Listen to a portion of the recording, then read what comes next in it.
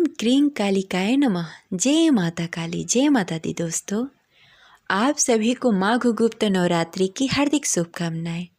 आज माघ गुप्त नवरात्रि की प्रतिपदा तिथि है और माघ गुप्त नवरात्रि की प्रतिपदा तिथि के दिन माता काली की पूजा आराधना की जाती है और इसके साथ ही माता काली की कथा सुनी जाती है।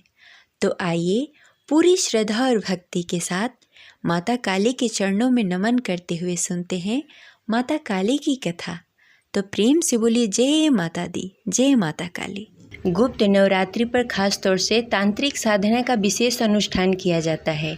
गुप्त नवरात्रि के दौरान कई साधक महाविद्या तंत्र साधना के लिए आराधना करते हैं, जबकि अन्य लोग पूरे 9 दिनों तक माँ आदिशक्ति की पूजा करते हैं।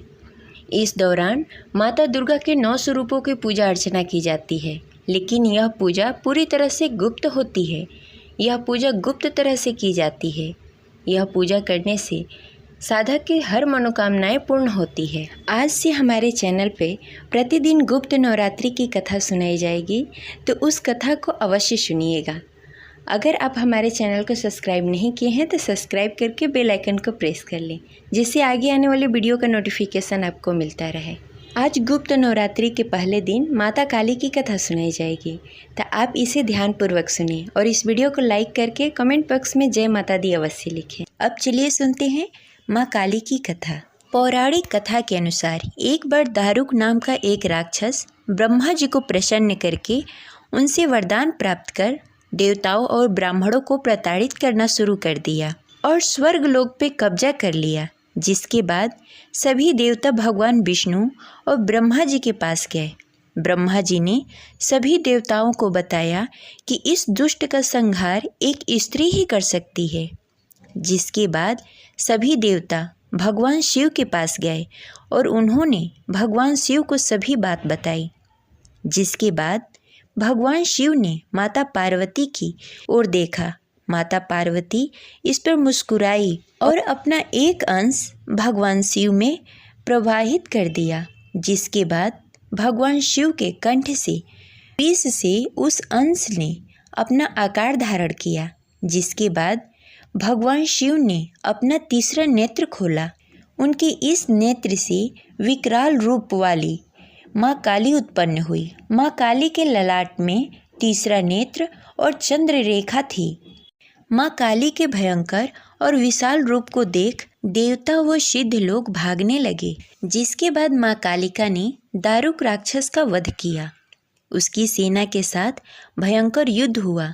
माँ काली ने सभी का वध कर दिया, लेकिन माँ काली का क्रोध शांत नहीं हुआ और माँ काली के इस क्रोध से संसार जलने लगा। जिसके बाद भगवान शिव ने एक बालक का रूप धारण किया और शमशान में लेटकर रोने लगे।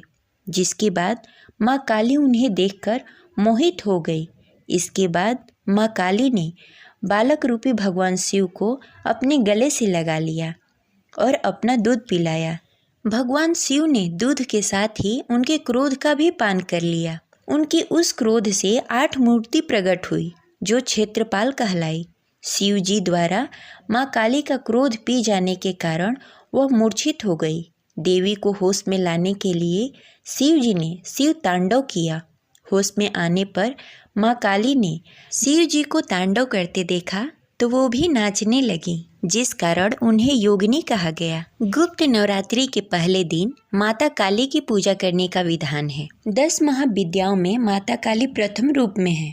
माता काली का स्वरूप अत्यंत विकराल, भयंकर और मंगलाकारी है। माता काली का ये स्वरूप असुरों का नाश करने वाला है। यदि कोई व्यक्ति गुप्त नवरात्रि के दौरान माता काली की पूजा करता है तो उसे रूप, यश, जय की प्राप्ति होती है। समस्त संसारिक बाधाएं खत्म हो जाती है। माँ काली ने चंडमुंड का संहार किया था, इसलिए इन्हें चामुंडा के नाम से भी जाना जाता है। माँ काली अपने गले में मुंडों का माला धारण करती हैं। इनके एक हाथ में खड़ग और दूसरे हाथ में त्रिशूल और तीसरे हाथ में कटा हुआ सिर होता है। माँ दुर्गा ने रक्त बीज नाम के असुर का वध करने के लिए माँ काली का अवतार धारण किया था। माँ काली की पूजा करने से अकाल मृत्यु का भय भी दूर हो जाता है। गुप्त नवरात्रि में 2 तरीके से माँ काली की पूजा की जाती है। जो लोग तांत्रिक विद्या हासिल करना चाहते हैं वो लोग इस दिन माँ काली के तंत्र विद्या द्वारा उपासना करते हैं। कुछ लोग गुप्त नवरात्रि में प्रथम दिन सामान्य तरीके से माँ काली की आराधना करते हैं, जिससे उनके जीवन के सभी संकट दूर हो जाएं। माँ काली का मंत्र ओम ऐं ह्रीं क्लीं चामुंडाय विचे, ये माँ काली का मंत्र है। आप इसका जाप कर सकते हैं। गुप्त नवरात्रि के दौरान माता काली, तारा देवी, त्रिपुर सुंदरी, भुवनेश्वरी, माता छिन्नमस्ता, त्रिपुर भैरवी, माँ धूमावती, माता बालामुखी, मातंगी और कमला देवी की पूजा की जाती है। गुप्त नवरात्रि तांत्रिक क्रियाओं, शक्ति साधना और महाकाल आदि से जुड़े लोगों के लिए महत्वपूर्ण मानी जाती है। गुप्त नवरात्रि में अपनी पूजा अनुष्ठान को गुप्त रूप से पूजा की जाती है।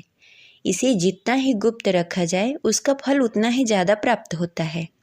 इसलिए गुप्त नवरात्रि में अपनी पूजा के बारे में किसी से नहीं बताना चाहिए और गुप्त रूप से व्रत करना चाहिए और पूजा करनी चाहिए। गुप्त नवरात्रि में अगर आपके घर में, आपके पूजा घर में कोई आता जाता हो तो कलश स्थापना न करें, क्योंकि कोई भी देख सकता है, उसे पता चल सकता है।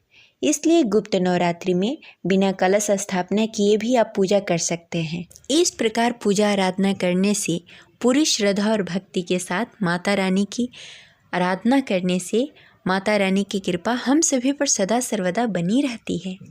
अब चलिए सुनते हैं नवरात्रि के पहले दिन माता शैलपुत्री की कथा।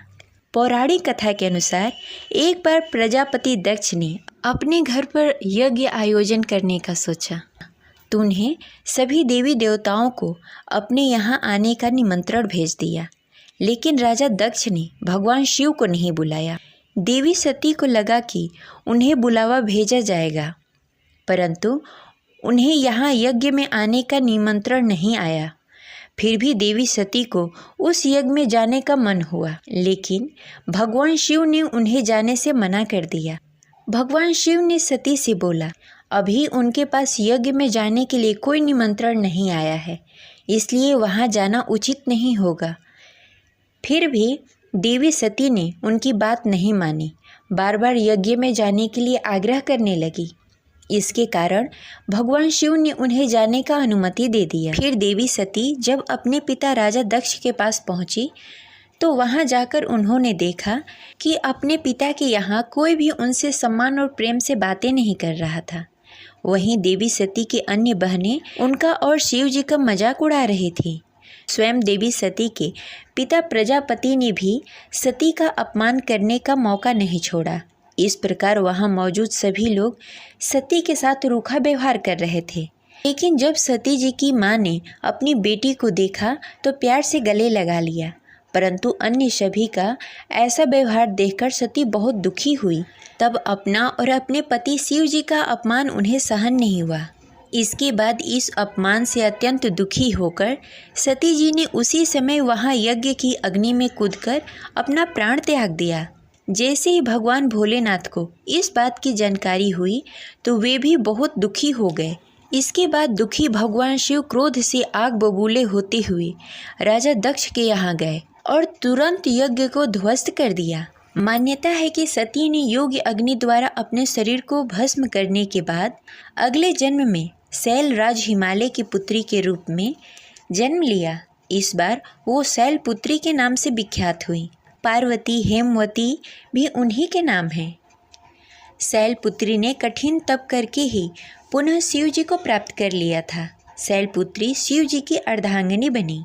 उपनिषदों की एक कथा के अनुसार उन्हीं ने हेमवती स्वरूप में देवताओं को गर्भभक्षण किया था। इस प्रकार माघ गुप्त नवरात्रि के प्रथम दिन की कथा संपन्न हुई। तो प्रेम से बोलिए जय माता काली, जय माता दी। अब चलिए सुनते हैं माता रानी की आरती। ओम जय अम्बे गौरी मैया, जय श्यामा गौरी, तुमको निस दिन ध्यावत हरि ब्रह्मा शिव जी।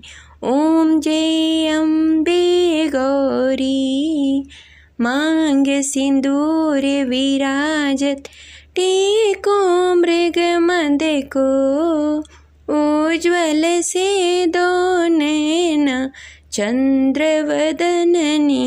को।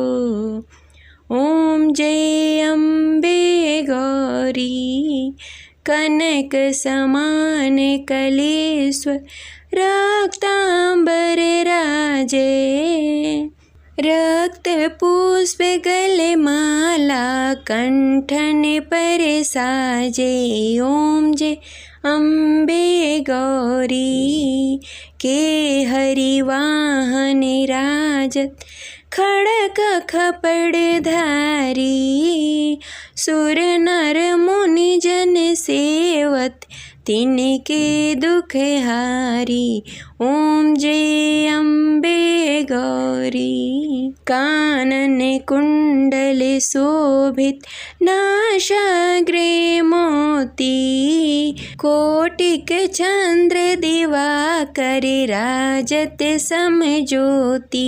ओम जय अम्बे गौरी, शुंभ निशुंभ विदाड़े, महिषासुर धारी, धूम्र विलोचन नयनास, निस दिन मदमाती।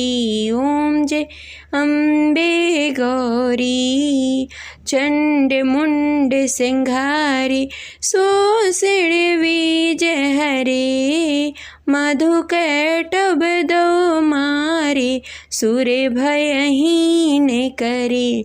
ओम जय अम्बे गौरी, ब्रह्माणी रुद्राणी, तुम कमला रानी, आगम निगम बखानी, तुम शिव पटरानी। ओम जय अम्बे गौरी, 64 योगिनी गावत, नित्य करत भैरो, बाजत ताल मृदंगा, और बाजत डमरू।